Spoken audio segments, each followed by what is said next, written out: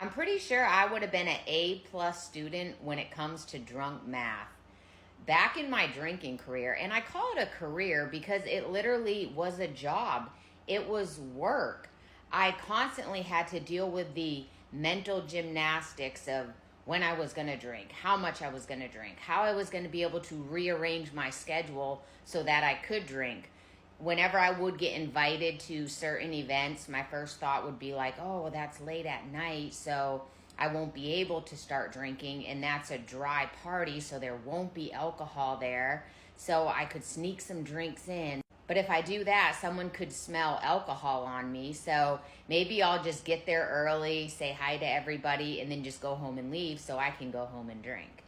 Getting invited to go out to dinner, my first thought would be, what kind of alcohol is going to be there? You know how some people Google the restaurant and find the menu to see what kind of food's there?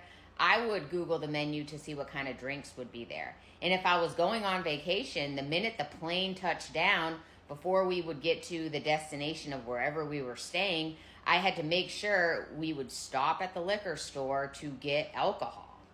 And that was always the only priority. So I wasn't thinking about all the neat things I wanted to see on vacation or the people I wanted to see. It was, no, how can I plan this so I can get my alcohol as soon as possible?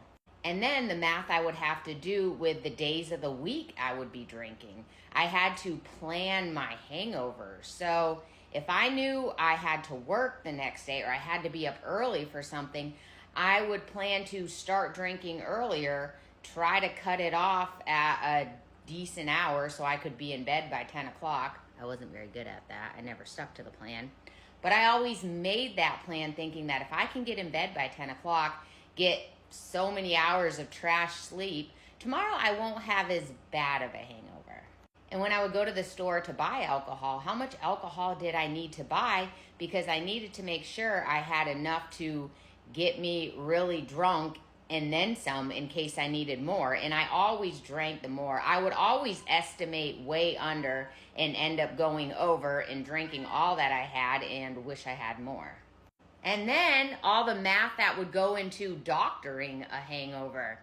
Do I have enough Gatorade? Do I have Advil? How much time am I going to have in the morning to get ready? How much coffee can I drink?